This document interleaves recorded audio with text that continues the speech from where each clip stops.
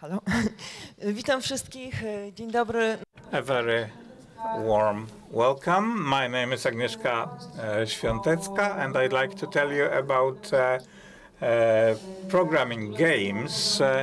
Games that teach us programming. They are used to train children and adults, and I'd like to present the review of opportunities. Can you see anything? Not really.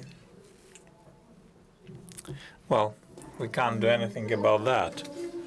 I am from the Hoc Foundation. This is a foundation dealing in promotion of using IT technology in education, and for some years we've been running an open IT lab where we teach programming and using technology. We teach children starting from very young kids, from teenagers and adults and even seniors. Well, this was supposed to be a picture of one of our classes, but we can't see it. Why programming? Why programming games? Well, first of all, I think that a lot is currently said that programming became a primary skill which everyone should acquire, or at least be aware in the basics of programming. Programming is also a part of the school curricula, and still, really frequently, the curriculum is understood that either we teach Logo or Pascal, which is a very outdated approach. Logo is several dozen years old, and since then a lot of much more interesting things and much more useful have been invented. But this is changing, and changing dynamically, and more teachers are trying to also participating in training courses, and they search for solutions which would be both practical and more interesting, more greater fun for kids, more interesting, easier understandable than the unfortunate Pascal. One of the tools which is frequently used is Scratch. I will tell about Scratch in a moment. This is the most popular application teaching programming, but I want to show you several alternatives, tools, games, applications that teach how to program even very young children, even those who still cannot read and write. Then they are able to get acquainted with programming. So I want to concentrate on courses which are free of charge, so generally accessible. I'm not going to propose anything which is expensive. And then they all use the elements of gamification. These are games, as well as which are simple enough that we can use them organizing classroom activities for 45 minutes. And the first would be Lightbulb, a very simple, non-complex game which can be used by really small kids. It doesn't require reading at all. And here, in this screenshot, all the orders are in pictures, so skills of reading or writing are not necessary. And this is a game And we have a robot, and the robot must move from point A to point B, and that's the place where the robot must light a bulb. So there are blocks which are dark and which are lighted. There are several levels, and on each level the complexity is growing and the movement become more and more advanced. And as I said, even children of 4, 5, 6 years are able to develop commands for the robot. Equally uncomplicated game, but requiring primary skills of reading and using keyboard, is Code Monkey. It's similar to Lightbulb. You can use it in a browser, which means you don't have to download anything or install anything. They are independent from your operational system. So they are easy to use. Code Monkey works like the first game. We have a character, in this case it's Monkey, and it is based on a simple story. Our monkey had bananas, and an evil chimpanzee stole the bananas, and kids can give orders to the monkey: go straight, turn right, turn left, move 3, 4 steps forward or backward. And all these orders are in a form of ready-made blocks, where each of the blocks have an order. So all you have to do is to build a line of code from the ready pieces. Scratch, I mentioned that already. The most popular tool for teaching programming, made at MIT. This is a separate programming language for kids. What is characteristic of the language is that the orders are built of blocks.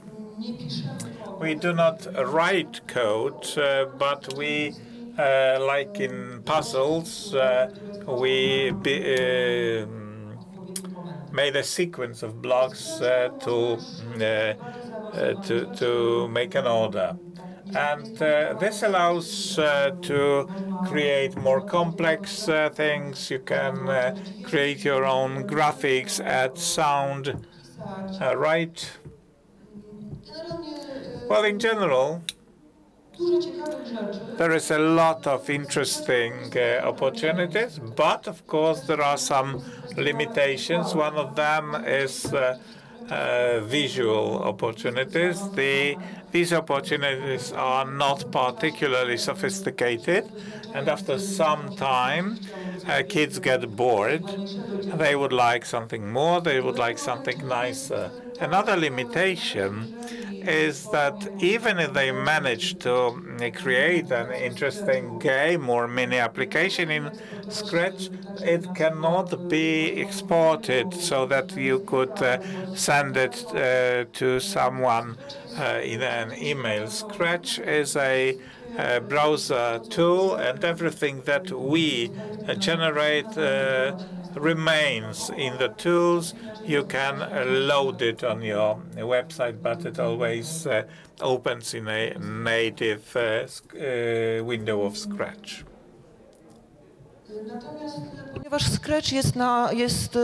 However, as Scratch is an application, an open code application, different modifications appear and improvements as well.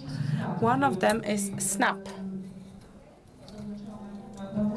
You can see the address on top of the slide, and you can check it on the internet site of the product. It is a more advanced version of Scratch, and it makes it possible to use more advanced programming, a creation of lists. It has more options. BuildBlocks, however, is an extension for Scratch, which makes it possible to create 3D graphics, which is an interesting alternative.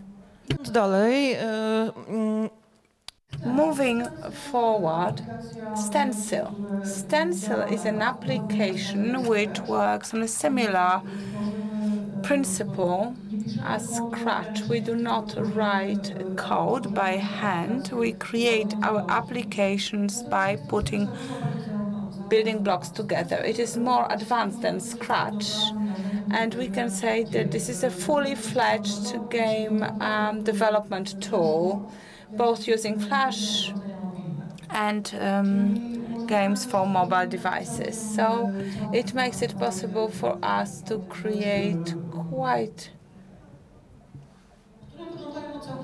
good things which look professionally to some extent. It is still an uncomplicated tool which is available and understandable for the kids.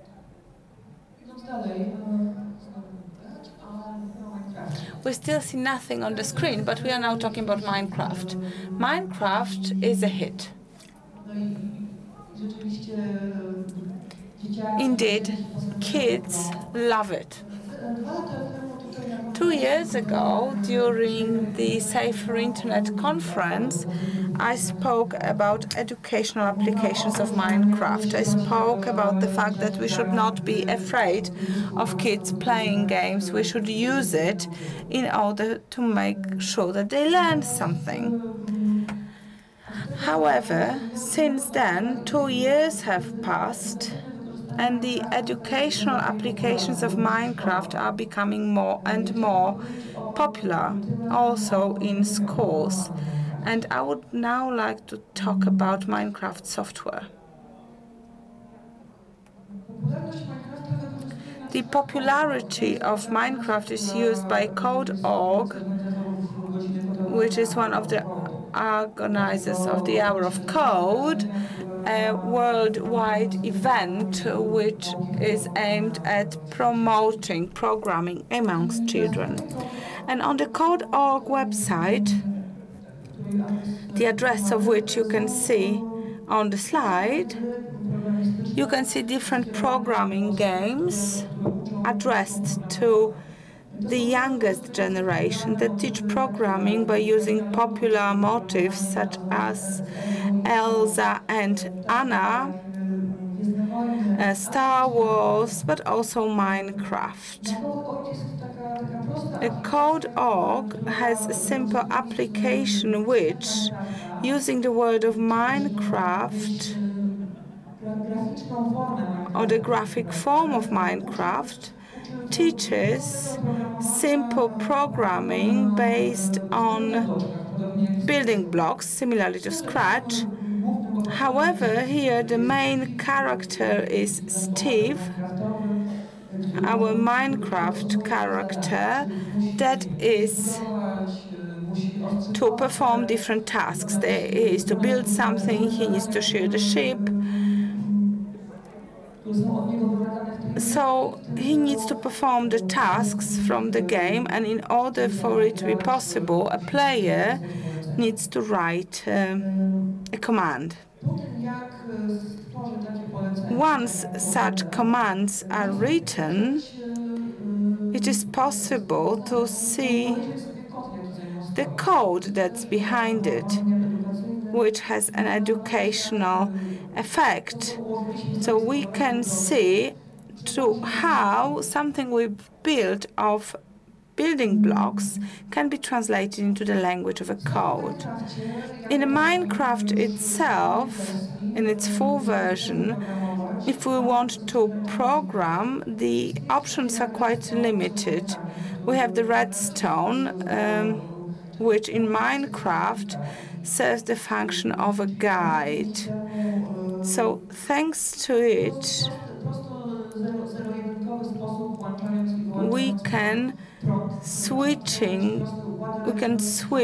the switch and we can build logical doors and so on and so forth. The most recent version of Minecraft includes the command blocks, which by using the current of redstone makes it possible to enrich our gaming experience. For example, we can receive a magic sword or other objects that can be helpful to us. And if we want to be more serious about programming in Minecraft, it is possible, but it requires mods or plugins to be installed. One of such plugins is Script. This is the first internet address that you can see on the top. Script is a plugin that makes it possible to code in Minecraft by using a simplified English. This is not a fully fledged programming language. These are commands in English. However, it makes it possible for the kids to create different modifications in the world of Minecraft while teaching them the programming logics.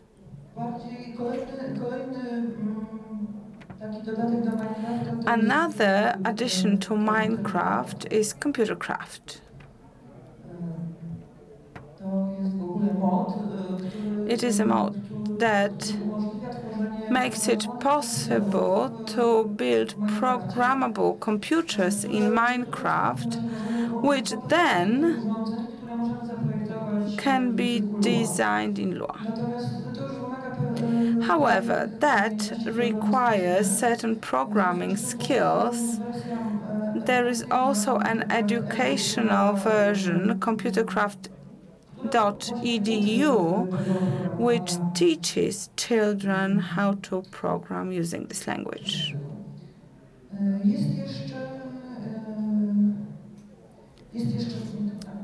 There is also something I have not mentioned here. It is a plugin to Minecraft. It's called Scriptcraft, which makes it possible to learn JavaScript. So you write commands in your console and you enable a script which makes it possible for us to build a house without having to manually construct it from the building blocks. We are able to create more advanced structures. So Minecraft, in particular when it comes to the mod versions and Computercraft, gives quite a lot of programming and educational possibilities, and in a natural way makes it possible for us to more advanced topics and children who are older, teenagers, for example, because this requires some basic programming skills. However, I am talking about games which makes it possible to develop these skills.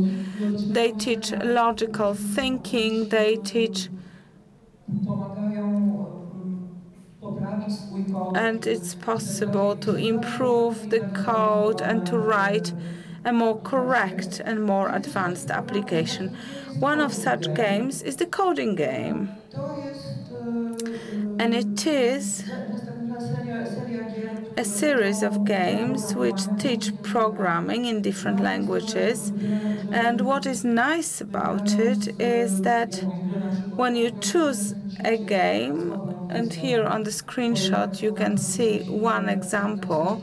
So we are to write a code which makes it possible to effectively shoot at spaceships and kill space creatures. So we can choose the programming language. There is a list which includes a dozen or so programming languages that we can use. And the coding game website, apart from this spacecraft game, there are also other games focused more on mysteries, for example, but the overall objective is for us to write a correct code and to check whether it works in practice as we expect it to. Another game that requires some programming skills is called Code Warriors. It is a game for 2 players. It's a bit like chess. So we have 2 players who play against each other in turns. There we choose our warrior, our robot. It has its own weapon, its own features, and by way of writing a code, we can defend ourselves and attack our opponent. And moving on to still more advanced issues, Unity. The Unity engine makes it possible to create your own video games in 3D or in 2D. And it is a professional software which really makes it possible to create very advanced games. And it is free if it is for personal use. This is why I recommend it, because, well, maybe not with the youngest children, but at least with teenagers, this is something you can test and create very nice things.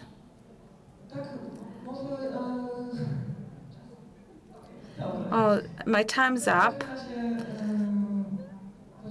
So I would like to thank you very much for your attention.